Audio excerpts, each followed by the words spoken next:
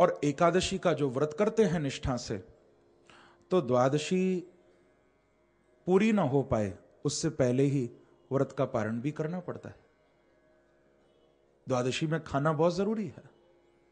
द्वादशी में यदि आपने अन्न ग्रहण नहीं किया, व्रत खंडित हो जाएगा। तो द्वादशी न निकले उससे पहले ही अन्न ग्रहण करना चाहिए, तो व्रत पूरा हो जाता है। अब उस दिन द्वादशी दोपहर के 12 बजे तक थी। एकादशी का व्रत किया था पांडवों ने, सबने। अगले दिन दोपहर तक द्वादशी थी, तो 12 बजे से पहले ही अन्न ग्रहण कर लिया और द्रौपदी ने भी खा लिया।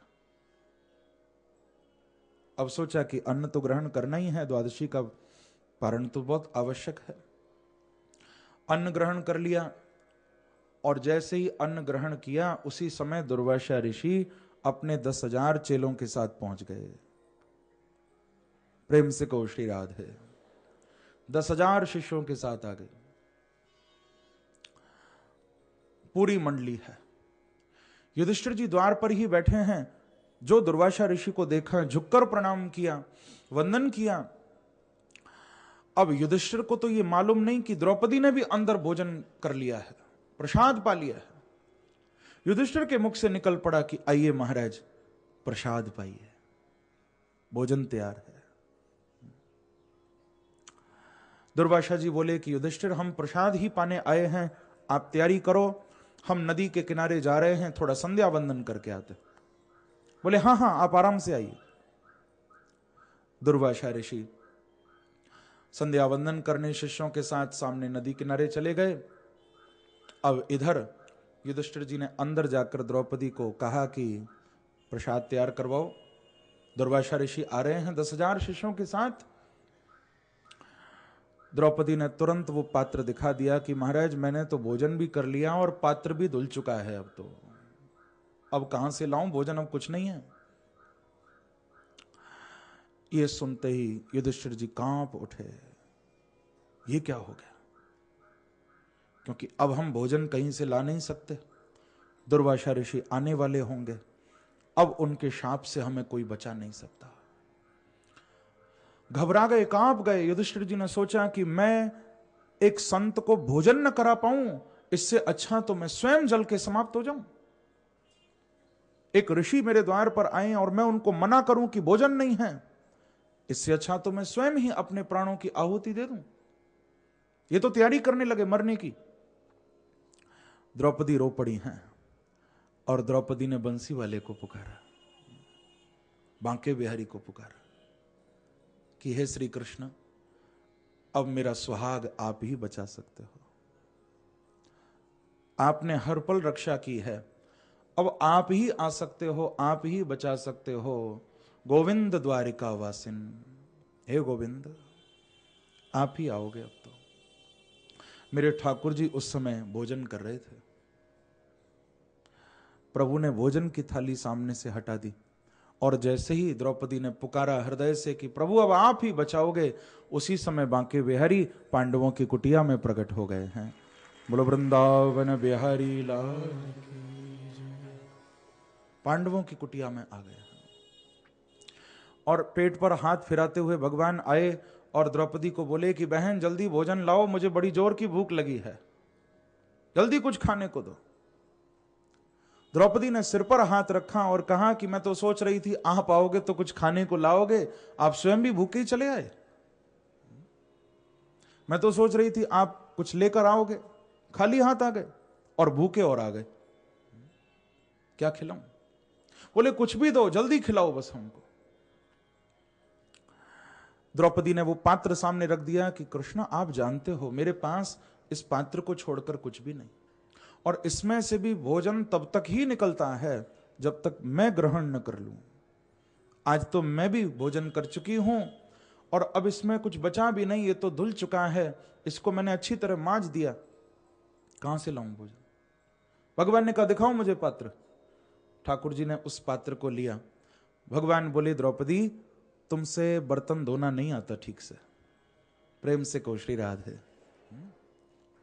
तुमको बर्तन मांजना नहीं आता, ये कैसे बर्तन मांजे? जैसे हम दिखाते हैं ना, घर में जो बर्तन मांजने आए, हाँ, बड़ा डांटते हुए दिखाते हैं, कैसे धोए बर्तन तूने, आंखें नहीं है तेरी, बड़ा डांटते हैं लोग। तो ठाकुर जी ने भी अपनी बहन को, द्रौपदी को दिखाया कैसे बर्तन मांजा है, देख बहन इसमें एक शाक का पत्ता लगा रह गया। भगवान ने द्रौपदी के सामने वो शाक का पत्ता उठाया है, अपने मुख पर रखा है, संकल्प किया है, अनेन विश्वात्मा तृप्यताम, सारी विश्व की आत्माएं तृप्त हो जाएं। दुर्वासा ऋषि जो संध्या वंदन कर रहे थे, सारे शिष्यों के साथ दुर्वासा ऋषि का पेट अपने आप भर गया, पूर्ण हो गया।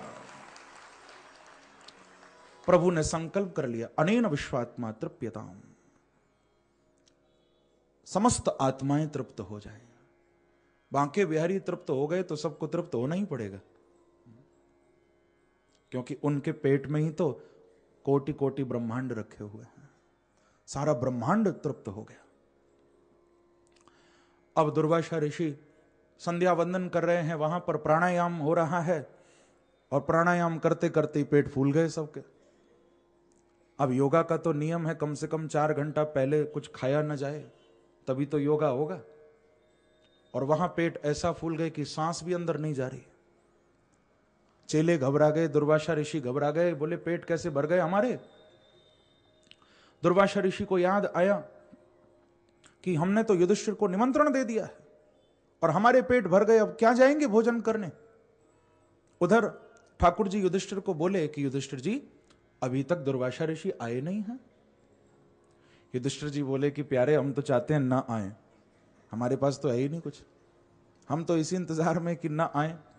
भगवान बोले नहीं नहीं, ऐसे कैसे काम चलेगा, बुलवाओ उनको। अरे मैं हूं ना, मैं सारी भोजन की तैयारी कर दूंगा, आने तो दो। भगवान ने भीम को कहा कि भीम थोड़ा तुम जाओ और उनको लेकर आओ, ना आए तो पकड़ के लाओ जबरदस्ती। भीम भी चल दिया। दुर्वासा ऋषि ने भीम को आते हुए देखा, समझ गए कि भीम हमको लेकर जाएगा भोजन कराने के लिए, और हमारे पेट में तो जगह नहीं कुछ भी खाने की। अब क्या करें, यहां तो ऐसी हालत हो रही है कि मन कर रहा है तुरंत लेट जाएं, इतना पेट भर चुका है। और भीम जबरदस्ती ले गया तो खाना पड़ेगा, लेकिन हमारे पास जगह नहीं खाने की। तो नदी को पार करने के लिए भागने लगे कि हम कैसे भी दूसरी ओर चले जाएं।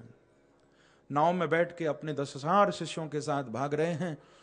भीम ने सोचा कि शायद दुर्वासा ऋषि भूल गए हैं कि हमारा घर इस तरफ है या उस तरफ है, क्या पता इनको लग रहा हो कि घर उधर है, तो उधर भाग रहे हैं।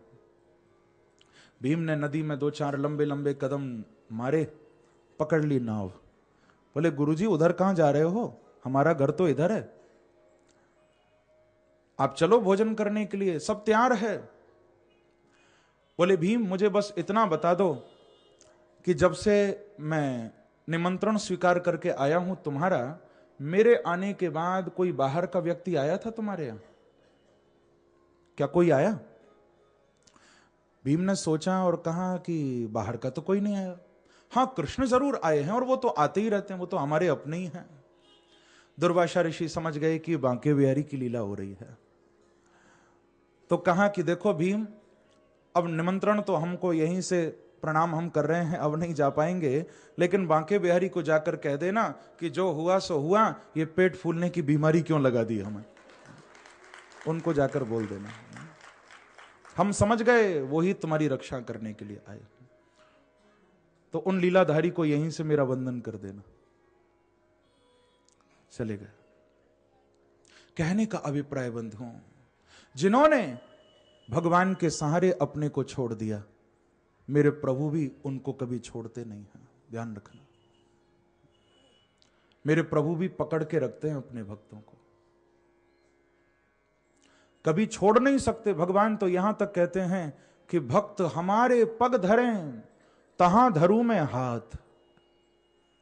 यदि मेरा भक्त कहीं पैर रखता है तो उसका पैर पड़ने से पहले नीचे मेरा हाथ आ जाता है। भक्त हमारे पग धरें तहां धरूं मैं हाथ, सदा संग डोलूं फिरूं कभी न छोड़ूं साथ। प्रभु कहते मैं कभी साथ नहीं छोड़ता, हमेशा अपने भक्तों के साथ ही मैं रहता हूं। और बंधुओं, यदि बांके बिहारी को अपना बना लिया तो फिर संसार का कोई भी व्यक्ति अपना बने न बने कोई परवाह नहीं है। उनको अपना नहीं माना, दुनिया अपनी बन भी गई, कोई लाभ नहीं है। क्योंकि जब से बांके बिहारी हमारे हुए, जब से बांके बिहारी हमारे हुए, जब से बांके बिहारी हमारे हुए, जब से बांके बिहारी हमारे हुए, हो जब से बांके बिहारी हमारे हुए, जब से बांके बिहारी हमारे हुए। तो क्या हुआ? गम जमाने के सारे, गम जमाने के सारे किनारे हुए, जब से बांके बिहारी हमारे हुए।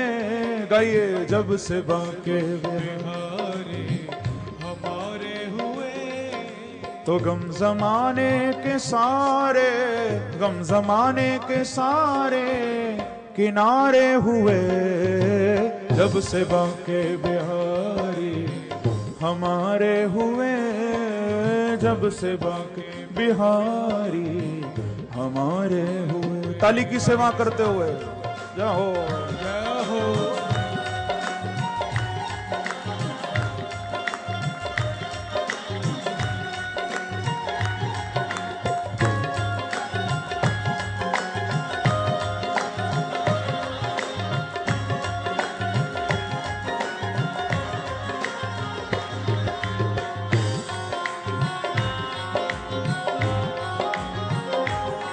हो जब से बांके बिहारी हमारे हुए, जब से बांके बिहारी हमारे हुए, तो गम जमाने के सारे, गम जमाने के सारे किनारे हुए, जब से बांके बिहारी हमारे हुए, जब से बांके बिहारी हमारे हुए। अब कहीं देखने की न ख्वाहिश रही, अब कहीं देखने की न ख्वाहिश रही, ओ अब कहीं देखने की न ख्वाहिश रही, अब कहीं देखने की न ख्वाहिश रही, ओ अब कहीं देखने की ना ख्वाहिश रही, ओ अब कहीं देखने की ना ख्वाहिश रही, ओ अब कहीं देखने की ना ख्वाहिश रही, ओ अब कहीं देखने की ना ख्वाहिश रही। क्योंकि जब से वो अपनी, हाँ जब से वो अपनी नजरों के तारे हुए, जब से वो अपनी नजरों के तारे हुए, तो गम जमाने के सारे, गम जमाने के सारे किनारे हुए, जब से बांके बिहारी हमारे हुए। गाइए, जब से बांके बिहारी हमारे हुए, तो गम जमाने के सारे, गम जमाने के सारे किनारे हुए, जब से बांके बिहारी हमारे हुए, जब से बांके बिहारी। दोनों हाथ उठाकर ताली की सेवा करते हुए हरि बोल, जय हो।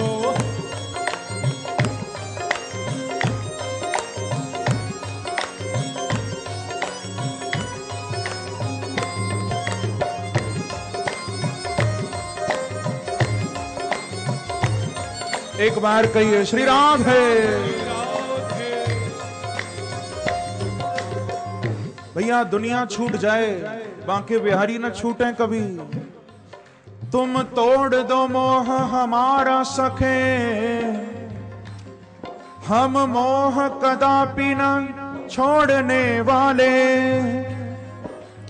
तुम तोड़ दो मोह हमारा सखे, हम मोह कदापि न तोड़ने वाले।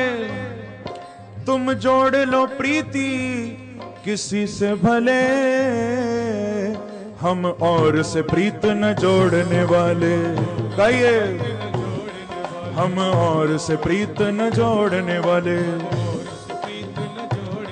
हम और से प्रीत न जोड़ने वाले। ओ हम और से प्रीत न जोड़ने वाले। तुम मोड़ लो चाहे भले मुख को, मेरे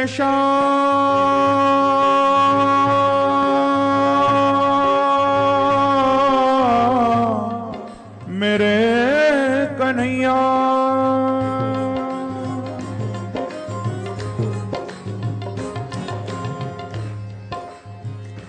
तुम मोड़ लो चाहे भले मुख को, हम स्वप्न में चित्त न मोड़ने वाले। तुम छोड़ दो चाहे भले हमको, लेकिन प्यारे हम किंतु तुम्हें नहीं छोड़ने वाले। हम किंतु तुम्हें नहीं छोड़ने वाले। जाओ, हम किंतु तुम्हें नहीं छोड़ने वाले। ओ हम किंतु तुम्हें नहीं छोड़ने वाले। क्योंकि ओ जब से बांके बिहारी हमारे हुए, जब से बांके बिहारी हमारे हुए, तो गम जमाने के सारे, गम जमाने के सारे किनारे हुए।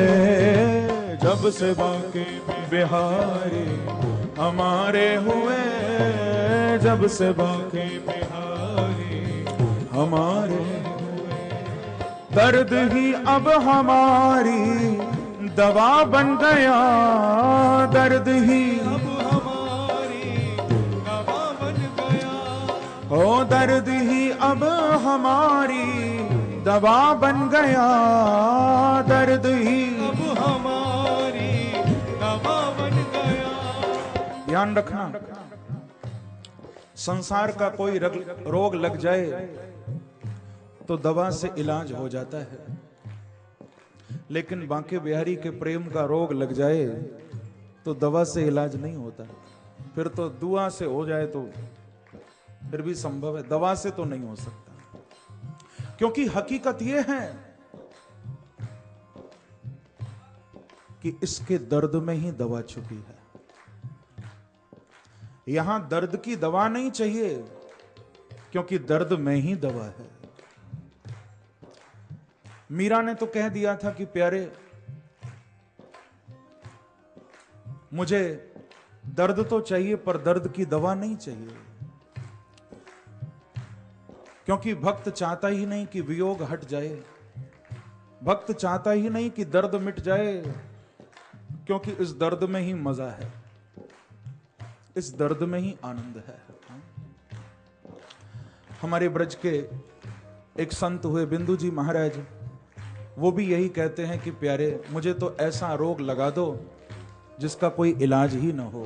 ऐ शाम मेरे दिल को वो मर्ज लगा देना, ऐ शाम मेरे दिल को वो मर्ज लगा देना, ऐ शाम मेरे दिल को वो मर्ज लगा देना, शाम मेरे दिल को वो मर्ज लगा देना।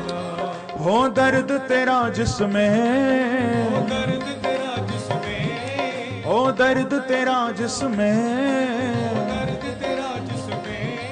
लेकिन न दवा देना, लेकिन न दवा देना, लेकिन न दवा देना, वो मर्ज लगा देना, वो मर्ज लगा देना। एक दिन तो मिलेंगे ही, बोलेंगे हंसेंगे ही। हमारे अंदर एक आशा है कि एक दिन तो मिलेंगे वो, कभी तो हमसे बोलेंगे, कभी तो हमसे हंसेंगे। हम चाहते हैं कि कभी ये ख्वाब टूट न जाए, हमारे अंदर तो ये ख्वाब ही बना रहे हमेशा कि एक दिन तो मिलेंगे ही, बोलेंगे हंसेंगे ही। इस ख्वाबे तमन्ना से हरगिज न जगा देना, हरगिज न जगा देना, हरगिज न जगा देना। वो मर्ज लगा देना, वो मर्ज लगा देना। इसीलिए गाइए, ओ जब से बांके बिहारी हमारे हुए, जब से बांके बिहारी तो गम जमाने के सारे, गम जमाने के सारे किनारे हुए। जब से बांके बिहारी हमारे हुए, जब से बांके बिहारी हमारे हुए। दर्द ही अब हमारी दवा बन गया, दर्द ही गाइए, दर्द ही अब हमारी दवा बन गया, दर्द ही हो, दर्द ही अब हमारी दवा बन गया, दर्द ही अब हमारी दवा बन गया। हो, दर्द ही अब हमारी दवा बन गया, दर्द ही अब हमारी दवा बन गया। क्योंकि दर्द में भी हो, दर्द में भी उन्हीं के नजारे हुए, दर्द में भी गाइए भाव से, हो दर्द में भी उन्हीं के नजारे हुए, दर्द में भी उन्हीं के। और गम जमाने के सारे, गम जमाने के सारे किनारे हुए। जब से बांके बिहारी हमारे हुए, जब से बांके बिहारी हमारे हुए। तो गम जमाने के सारे, गम जमाने के सारे किनारे हुए। जब से बांके बिहारी। पीछे वाले भक्त भी दोनों हाथ उठाकर ताली की सेवा करते हुए जाओ।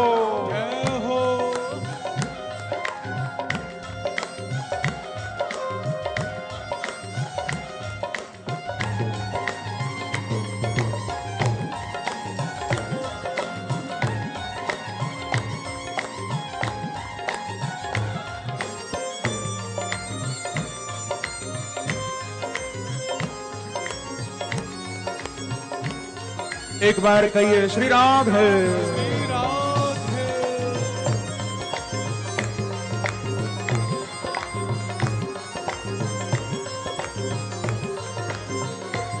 ओ जब से बांके बिहारी हमारे हुए, जब से बांके बिहारी हमारे हुए।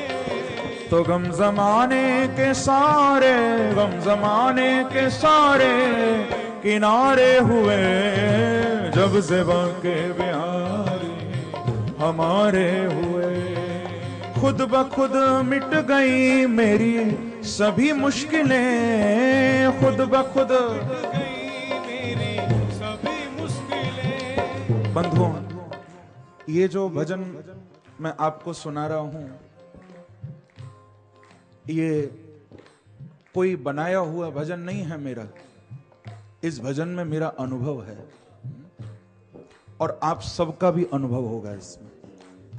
ये जो शब्द निकले हैं ना मेरे अंदर से, ये अनुभव है सबका। जब उनका नाम जुबान पर आता है, जब उनकी याद हृदय में आती है, मुश्किलें अपने आप चली जाती हैं। मुश्किलें हैं ही तब तक जब तक बांके बिहारी नहीं है। खुद ब खुद मिट गई मेरी सभी मुश्किलें, खुद ब खुद ओ खुद ब खुद मिट गई मेरी सभी मुश्किलें, खुद ब खुद मेरी सभी मुश्किलें, ओ खुद ब खुद मिट गई मेरी सभी मुश्किलें, हाँ खुद ब खुद मिट गई मेरी सभी मुश्किलें, ओ खुद ब खुद मिट गई मेरी सभी मुश्किलें, ओ खुद ब खुद मिट गई मेरी सभी मुश्किलें, मेरी सभी मुश्किलें, मेरी सभी मुश्किलें, ओ मेरी सभी मुश्किलें, मेरी सभी मुश्किलें। कब से? जब से वो जिंदगी के, जब से वो जिंदगी, ओ जब से वो जिंदगी के सहारे हुए, जब से वो जिंदगी के, हाँ भैया, तो गम जमाने के सारे, गम जमाने के सारे किनारे हुए, जब से बांके बिहारी हमारे हुए, जब से बांके बिहारी हमारे हुए, तो गम जमाने के सारे, गम जमाने के सारे किनारे हुए, जब से बांके बिहारी हमारे हुए हो, जब से बांके बिहारी हमारे हुए हो, जब से बांके बिहारी हमारे हुए।